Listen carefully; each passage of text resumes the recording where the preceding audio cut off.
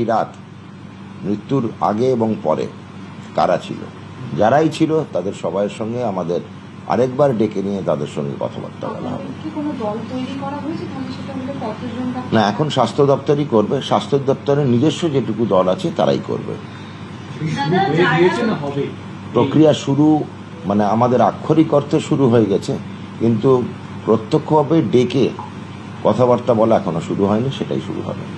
দাদা, এই যে অভয়ের মৃত্যুর পরপরই যে জুনিয়র ডাক্তাররা আন্দোলন শুরু করেছিলেন এবং তারা বেশ কয়েকজনের পদত্যাগও দাবি করেছিলেন, যার মধ্যে নারায়ণ স্বরূপ নিগমেরও নাম রয়েছেন, তো আপনারা যখন দেখুন, প্রথম হচ্ছে তদন্ত হোক, তারপরে তদন্তর পরে কি কি আমাদের পরিকল্পনা কি হবে সেটা নিয়ে আমরা পরবর্তী প্রেস কনফারেন্সে বলতে পারি।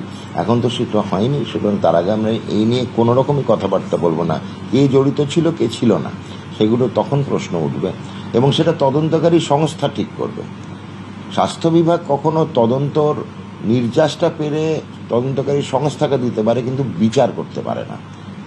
প্রধানত এবং স্পেশালি বিশেষত এই কেসে, অভয়ের মতো সেন্সিটিভ কেসে, সেটা কখনোই বিচার আমরা দিতে পারি না। আমরা ম্যাক্সিমাম যেটা করতে পারি, যেটা কে কে ছিল তাদের সঙ্গে কথাবার্তা বলে, তারা কি দেখেছিল, কি হয়েছিল, ঘটনাটা তাদের মুখ থেকে আরেকবার শোনা স্বাস্থ্য দপ্তরের পক্ষ থেকে। কেন সেই সময় এই নিয়ে স্বাস্থ্য দপ্তরের কোনো রকমই ফাইলও হয়নি, তদন্ত হয়নি। কিন্তু এই যে প্রক্রিয়াটা আপনারা করবেন, এটা তো অলরেডি পুলিশ এবং সিবিআই একবার করেছে, নতুন আর কি? যেহেতু স্বাস্থ্য দপ্তর অতপ্রতভাবে জড়িত, অভয়া আমাদের এখানে একটি স্নাতকোত্তর ডিগ্রির পাঠ্যক্রম প্রায় শেষের দিকে নিয়ে পৌঁছে গেছিলেন, আর 3 থেকে 3 মাসই মনে হয় বাকি ছিল, 6 মাস বাকি ছিল পাঠ্যক্রম শেষ হতে, এমডি। তো সেই জন্য আমাদের একটা কর্তব্য থাকে, দায় থাকে, দায়বদ্ধতা থাকে, সেটা তো আমাদের পালন করা উচিত।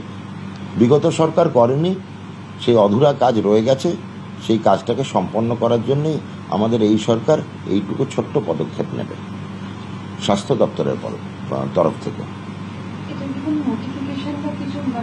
না, আমাদের ইন্টারনালি যেরকম হবে সেইভাবেই হবে।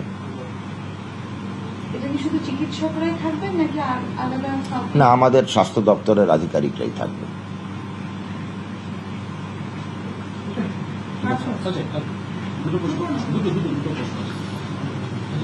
Sir, NBTC national blood transfusion council তারা রিপোর্ট তলব করেছে স্বাস্থ্য দপ্তরের কাছে যে তদন্ত প্রক্রিয়া করছে কারা কারা জড়িত, কিন্তু আন্তঃরাজ্যের একটা বিষয় থাকছে, রিপোর্ট তলব করেছে।